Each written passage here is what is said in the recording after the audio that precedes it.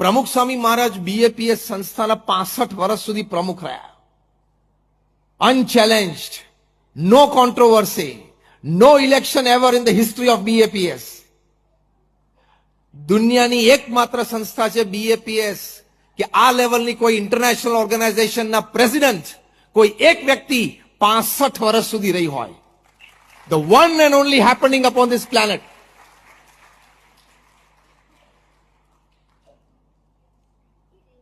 એનું કારણ શું હતું? ઘણા કારણોમાં એક મોભી કારણ હતું, એમના હૃદયમાં સંપની ભાવના હતી, અને સંપની ભાવનાની પાછળ જે ટેકારૂપ સદગુણો હતા એમાંથી એક મોટો સદગુણ હતો ફ્લેક્સિબિલિટી ટુ ચેન્જ. કોઈ દિવસ એમણે પોતાનો અભિપ્રાય કે પોતાનો નિર્ણય પકડી રાખ્યો નથી. એકવાર પ્રમુખ સ્વામી મહારાજે એક વડીલ સંતને પત્ર લખ્યો કે તમે આ મંદિરમાં વર્ષોથી સેવા કરો છો, હવે તમારે આ મંદિરમાં સેવા કરવા માટે જવાનું છે. પછી અમારા ગુરુજી સંતો પૂજ્ય જ્ઞાનેશ્વર સ્વામી, પૂજ્ય નારાયણ મુનિ સ્વામી બંને સંતો પ્રમુખ સ્વામી મહારાજ પાસે આવ્યા અને સંતોના સેવા વિભાગ નક્કી થતા હતા. એમાં જે વડીલ સંત હતા એમના વિશે પણ એમને બંને ગુરુજી સંતોએ પ્રમુખ સ્વામી મહારાજને વાત કરી. પ્રમુખ સ્વામી મહારાજને એ અભિપ્રાય, વિચાર યોગ્ય લાગ્યો.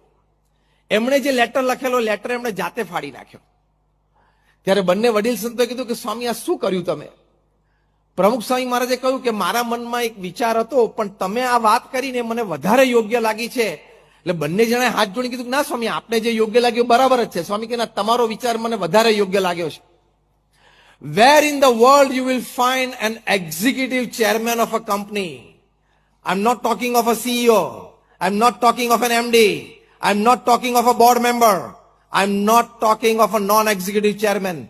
I'm talking of the executive chairman of the company. જે સર્વે સર્વા હોય એ ડાઉન ધ લાઈન કોઈનો અભિપ્રાય ગમ્યો હોય તો ઓપનલી કન્ફેસ કરે, ઓપનલી એક્સપ્રેસ થાય અને ઓપનલી એ અભિપ્રાયને સ્વીકારે અને અભિપ્રાય પ્રમાણે ચાલે. That level of flexibility connects. That level of flexibility creates unity.